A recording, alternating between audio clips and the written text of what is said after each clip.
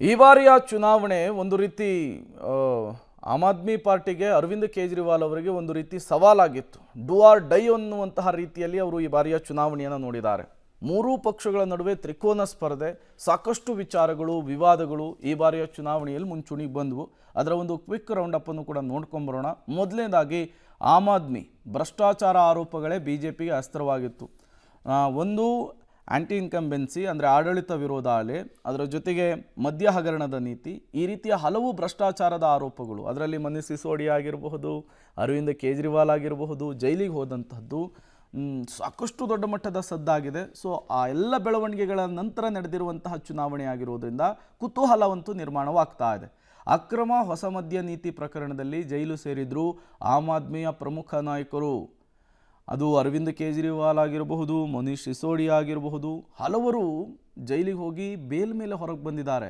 ಜನ ಅವರನ್ನು ಹೇಗೆ ಸ್ವೀಕರಿಸಿದ್ದಾರೆ ಅನ್ನೋದು ಕೂಡ ಈ ಬಾರಿಯ ಚುನಾವಣೆಯಲ್ಲಿ ಗೊತ್ತಾಗಲಿಕ್ಕಿದೆ. ಇನ್ನು ಮುಖ್ಯಮಂತ್ರಿಯ ನಿವಾಸ ಶಿಶ್ ಮಹಲ್, ನಾವು ಅವಾಗಲೇ ನಿಮಗೆ ಎಕ್ಸ್ಪ್ಲೇನ್ ಮಾಡ್ತಾ ಇದ್ವಿ, ಅದರ ನವೀಕರಣದ ವಿವಾದ, ಅಂದರೆ ಒಳಗೇನೆ ಬಾರ್ ಇರುವಂಥದ್ದು, ಜಿಮ್ ಇರುವಂಥದ್ದು, ಸ್ವಿಮ್ಮಿಂಗ್ ಪೂಲ್ ಇರುವಂಥದ್ದು, ಐಷಾರಾಮಿ ಬಂಗಲೆಯನ್ನು ಕಟ್ಟಿಸ್ಕೊಂಡಂತಹ ವಿಚಾರ ಕೂಡ ಸದ್ದು ಮಾಡಿದೆ. ಕೋಟಿ ಕೋಟಿ ವೆಚ್ಚದಲ್ಲಿ ಐಷಾರಾಮಿ ಮನೆಯನ್ನು ನಿರ್ಮಾಣ ಮಾಡಿಕೊಂಡಿದ್ದಾರೆ ಮಾಜಿ ಸಿ ಎಂ ಅರವಿಂದ್ ಕೇಜ್ರಿವಾಲ್ ಅವರು. ಇವರು ಹೇಗೆ ಕಾಮನ್ ಸಿ ಎಂ ಆಗ್ಲಿಕ್ಕೆ ಸಾಧ್ಯ? ಜನರ ದುಡ್ಡನ್ನೆಲ್ಲ ಅವರ ಈ ಐಷಾರಾಮಿ ಮನೆಗೆ ಖರ್ಚು ಮಾಡಲಾಗಿದೆ ಅನ್ನುವಂತಹ ಆರೋಪವನ್ನೆಲ್ಲ ಮಾಡಲಾಗಿತ್ತು. ಇನ್ನು ದೆಹಲಿಯಲ್ಲಿ ಅಭಿವೃದ್ಧಿ ಆಗಿಲ್ಲ, ರಸ್ತೆ ಸುಧಾರಿಸಿಲ್ಲ, ಯಮುನಾ ನದಿ ಸ್ವಚ್ಛವಾಗಿಲ್ಲ. ಈ ಬಾರಿಯ ಮೂರು ಪಕ್ಷಗಳ ಕ್ಯಾಂಪೇನ್ನಲ್ಲಿ ಆಮ್ ಆದ್ಮಿಯ ಪಕ್ಷದ ವಿರುದ್ಧ ಇದೇ ವಿಚಾರವನ್ನು ಇಟ್ಕೊಂಡು ಟ್ಯಾಕಲ್ ಮಾಡಿರುವಂಥದ್ದು. ದೆಹಲಿಯಲ್ಲಿ ಅಭಿವೃದ್ಧಿ ಆಗಿಲ್ಲ, 2 ವರ್ಷದಿಂದ ಅಧಿಕಾರ ಮಾಡ್ತಾ ಇದ್ದಾರೆ, ರಸ್ತೆಗಳು ಸರಿಯಿಲ್ಲ ಅನ್ನುವಂತಹ ವಿಚಾರ. ಇದೇ ಬಿ ಜೆ ಪಿ ಹೋರಾಟದ ಅಸ್ತ್ರ ಆಗಿತ್ತು. ಇದನ್ನು ಮೊದಲು ಆರಂಭಿಸಿದ್ದೇ ಕಾಂಗ್ರೆಸ್, ಬಟ್ ಒಂದು ತಾರ್ಕಿಕ ಹಂತಕ್ಕೆ ಅಥವಾ ಜನರಿಗೆ ರೀಚ್ ಮಾಡುವಂತಹ ಕೆಲಸವನ್ನು ಮಾಡಿದ್ದು ಬಿ ಜೆ ಪಿ. ಹಾಗಾಗಿ ಬಿ ಜೆ ಪಿಯ ಈ ಅಸ್ತ್ರ ಎಷ್ಟರ ಮಟ್ಟಿಗೆ ವರ್ಕೌಟ್ ಆಗಿದೆ ಅನ್ನೋದನ್ನು ಕಾದು ನೋಡಬೇಕಿದೆ. ಇನ್ನು ಆಮ್ ಆದ್ಮಿ ಮತಗಳನ್ನು ಗುರಿಯಾಗಿಸಿಕೊಂಡು ಮತದಾರರಿಂದ ಪಟ್ಟಿಯಿಂದ ಕೆಲವರ ಹೆಸರನ್ನು ತೆಗೆಯಲಾಗ್ತಾ ಇದೆ ಅಂಥೇಳಿ ಸ್ವತಃ ಆಮ್ ಆದ್ಮಿ ಪಕ್ಷದ ಅಧಿನಾಯಕ ಅರವಿಂದ್ ಕೇಜ್ರಿವಾಲ್ ಅವರೇ ಮಾತನಾಡ್ತಾರೆ. ಇವತ್ತು ಅವರು ಕೊಟ್ಟಂತಹ ಸ್ಟೇಟ್ಮೆಂಟು, ಅದರಿಂದ ಆದಂತಹ ಬೆಳವಣಿಗೆಗಳನ್ನು ದೇಶದ ಜನ ಗಮನಿಸಿದ್ದಾರೆ. ಈ ಬಗ್ಗೆ ಗಂಭೀರವಾಗಿ ಆರೋಪವನ್ನು ಮಾಡಿದರು ಆಮ್ ಆದ್ಮಿಯ ನಾಯಕರು. ಅದಾದಮೇಲೆ ಚುನಾವಣಾ ಆಯೋಗ ಕೂಡ ಇದೇ ವಿಚಾರಕ್ಕೆ ಸಂಬಂಧಪಟ್ಟಂತೆ ಸಾಕಷ್ಟು ಬಾರಿ ಎಚ್ಚರಿಸುವಂತಹ ಕೆಲಸವನ್ನು ಕೂಡ ಮಾಡ್ತು. ಹಾಗಾಗಿ ಈ ಎಲ್ಲ ಅಂಶಗಳು ಯಾವ ರೀತಿಯ ಇಂಪ್ಯಾಕ್ಟ್ ಆಗಿದೆ, ಪರಿಣಾಮ ಬೀರಿದೆ ಅನ್ನೋದನ್ನು ಕಾದು ನೋಡಬೇಕಿದೆ. ಇನ್ನು ಕೊಳಗೇರಿ ಮತ್ತು ಆರ್ಥಿಕ ಹಿಂದುಳಿದ ಮತದಾರರಿಗೆ ಆಮಿಷ ಒಡ್ಡಿದಂತಹ ಆರೋಪ ಕೂಡ ಈ ಬಾರಿಯ ದೆಹಲಿ ಅಂಗಳದಲ್ಲಿ ಸಾಕಷ್ಟು ಬಾರಿ ಸದ್ದನ್ನು ಮಾಡ್ತು. ಹಾಗಾಗಿ ಇವೆಲ್ಲವೂ ಕೂಡ ಯಾವ ರೀತಿಯ ಇಂಪ್ಯಾಕ್ಟ್ ಆಗಿದೆ ಅಂಥೇಳಿ, 3,000 ಆಮಿಷ ಒಡ್ಡಿ ಮತದಾನಕ್ಕೂ ಮುನ್ನ ಕೈಗೆ ಶಾಹಿ ಹಾಕಲಾಗ್ತಾ ಇದೆ ಅಂಥೇಳಿ ಸ್ವತಃ ಕೇಜ್ರಿವಾಲ್ ಅವರೇ ಆರೋಪಿಸ್ತಾರೆ, ಪ್ರೆಸ್ ಮೀಟನ್ನು ಮಾಡ್ತಾರೆ. ಅಂದರೆ ಆ ಮತಗಳನ್ನು ಪರ್ಚೇಸ್ ಮಾಡುವಂತಹ ಕೆಲಸವನ್ನು ಬಿ ಜೆ ಪಿ ಮಾಡಿದೆ ಅನ್ನೋದು ಕೇಜ್ರಿವಾಲ್ ಅವರ ಆರೋಪ. ಚುನಾವಣೆಗೂ ಮೊದಲು ಶುರುವಾದಂತಹ ಕೇಜ್ರಿವಾಲ್ ಅವರ ಆರೋಪ ಚುನಾವಣೆ ಮುಗಿದ್ರೂ ಕೂಡ ನಿಂತಿಲ್ಲ. ನಿನ್ನೆಯೂ ಕೂಡ ಕುದುರೆ ವ್ಯಾಪಾರಕ್ಕೆ ಸಂಬಂಧಪಟ್ಟಂತೆ 15 ಕೋಟಿ ಆಫರ್ನ ವಿಚಾರಕ್ಕೆ ಸಂಬಂಧಪಟ್ಟಂತೆ ಒಂದಿಷ್ಟು ಸೆನ್ಸೇಷನ್ ಆಗುವಂತಹ ಪ್ರೆಸ್ ಮೀಟನ್ನು ಮಾಡಿ, ದೊಡ್ಡ ಮಟ್ಟದ ಟ್ವೀಟನ್ನು ಮಾಡಿ ಆಮ್ ಆದ್ಮಿ ಒಂದು ದೊಡ್ಡ ಮಟ್ಟದ ಬೆಳವಣಿಗೆಗೂ ಕೂಡ ಕಾರಣವಾಗ್ತಾ ಇದೆ.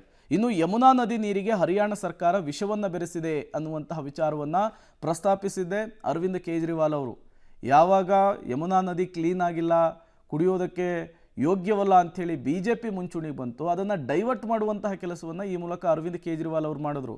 ಅದಾದಮೇಲೆ ಆ ವಿಚಾರದಲ್ಲಾದಂತಹ ಬೆಳವಣಿಗೆಗಳನ್ನು ನಾವು ಗಮನಿಸಿದ್ದೀವಿ. ನೀರಿಗೆ ಕ್ಲೋರಿನ್ನೊಂದಿಗೆ 7 ppm ಅಮೋನಿಯಂ ಮಿಶ್ರಣ ಮಾಡಲಾಗ್ತಾ ಇದೆ, ಹಾಗಾಗಿ ಈ ನೀರನ್ನು ಕುಡಿಯೋದಕ್ಕೆ ಸಾಧ್ಯವೇ ಇಲ್ಲ ಅನ್ನುವಂತಹ ವಿಚಾರವನ್ನು ಪ್ರಸ್ತಾಪಿಸಲಾಯಿತು. ಯಮುನಾ ನದಿ ನೀರು 7 ppm ಅಮೋನಿಯಾ ನೀರಾಗಿದೆ. ದಿಲ್ಲಿ ನಿವಾಸಿಗಳ ಆರೋಗ್ಯಕ್ಕೆ ಅಪಾಯ ಮಾಡಲಿಕ್ಕೆ ಬಿ ಜೆ ಪಿ ಕಾಂಗ್ರೆಸ್ ಕೈ ಜೋಡಿಸಿದೆ ಅಂಥೇಳಿ Aam Aadmi B J P ಮತ್ತು ಕಾಂಗ್ರೆಸ್ ವಿರುದ್ಧವೇ ಮುಗಿಬೀಳ್ತು. ಫಸ್ಟ್ ಈ ವಿಚಾರವನ್ನು ಎತ್ತಿದ್ದೇನೆ ಕಾಂಗ್ರೆಸ್ನವರು.